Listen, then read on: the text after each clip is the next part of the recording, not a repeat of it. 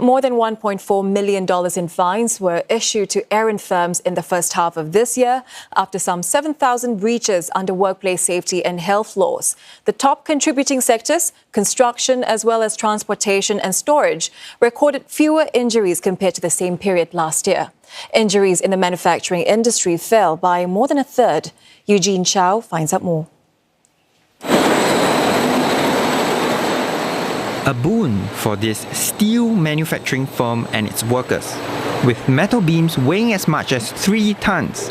This automated storage and retrieval system has made it much safer for workers to move stock around. Workers are also trained to ensure machines like this are properly used. The training process is like in-house training by the service provider, which is whoever installed the machine, they come give us a training. The firm's old ways of lifting goods from this crane came with unnecessary risks. Its use was subjected to wind, rain and lightning conditions. Workers can now move goods up and down with just the push of a button. This lift system has also cut the manpower needed for such tasks by up to 80%. We spoke to the people on the ground, we understand their requirements, we understand what are some of their pain points, and then we derived this strategy and this investment together with them. So we discussed with them and then we implemented this, and then this helped with their everyday work. Structural improvements aside, tougher enforcement has helped bring down injury cases in the manufacturing sector. The field saw 60 fatal and major injuries in the first half of this year, a significant drop from the 92 cases over the same period in 2023. MOM's demerit point system was expanded from the construction sector to include manufacturers last year.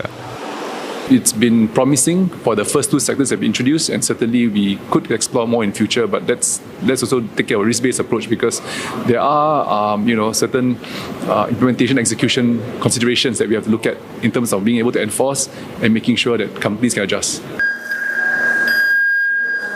While total workplace injury numbers have fallen, Singapore's aging workforce presents a new challenge.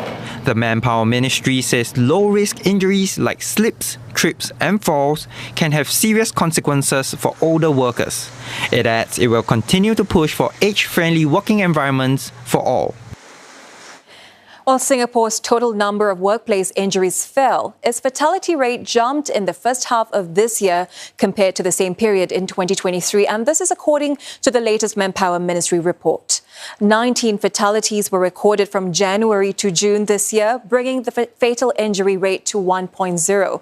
Now, this means there was exactly 1 fatal injury for every 100,000 workers.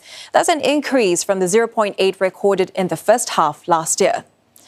On a more positive note, major injuries such as amputation, deafness and paralysis decreased. The number of incidents fell to about 16 cases for every 100,000 workers from the 17.4 recorded in the same period last year.